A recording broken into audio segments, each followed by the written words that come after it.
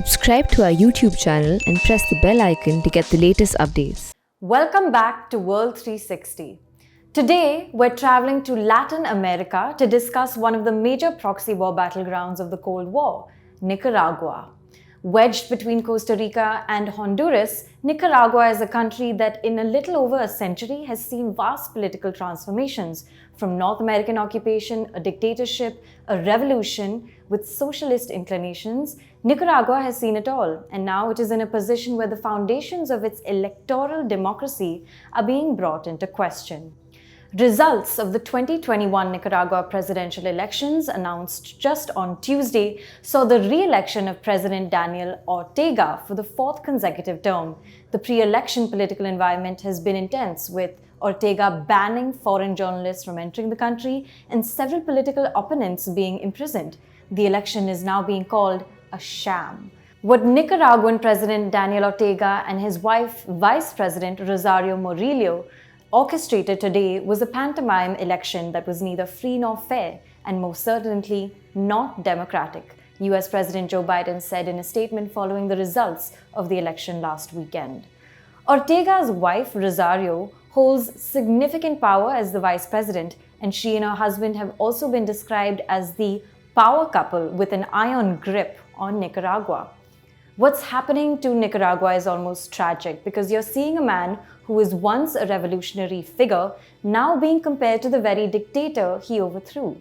To sum up Nicaragua's recent political history very quickly, the country went through a revolution with social and Marxist inclinations in the 1960s and the 1970s against the Somoza dictatorship. A political group called the Sandinistas led the revolution, and Ortega was part of the top leadership. From 1979 to 1990, the country became a battlefield for the Cold War. Fearing the Sandinistas would spread communism to its backyard, the US, under Ronald Reagan, backed a right-wing group opposed to the Sandinistas called the Contras. The Soviet Union backed the Sandinistas, meanwhile.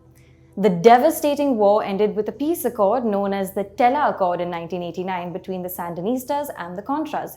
Surprisingly, the Sandinistas lost power in an election just a year later, and Ortega was defeated.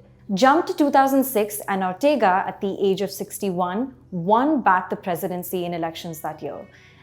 This was after Ortega faced 3 failed bids for the presidency. However, Ortega's return to power has been bumpy, to say the least.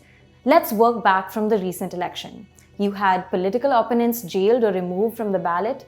And in an interview to Al Jazeera, Maria Angales Delgado, an Ortega opponent, took refuge in neighboring Costa Rica, and she said, "Before we had corruption and irregularities, but these elections ridicule the world's electoral system of democracy. Daniel is laughing at the entire world by holding this type of vote." Jailed activists have also sewn their lips shut as a sign of protest against alleged abuse at the hands of prison staff. Ortega, meanwhile, has denied these torture allegations. Now let's go further back a year. The Ortega government has also been accused of mishandling the COVID-19 pandemic and even underreporting official COVID deaths. But the kind of public pushback from Nicaraguans after the last couple of years is just the surface. In April 2019, mass protests began across the country, initially against social security reforms, before eventually morphing into the larger social movement we're seeing today. Several protesters have been arrested, and many have fled to neighboring countries, especially Costa Rica. Many say Ortega resembles the very dictator he helped oust, Anastasio Somoza. One of his critics is Carlos Brenes, a former Sandinista member and a comrade of Ortega's.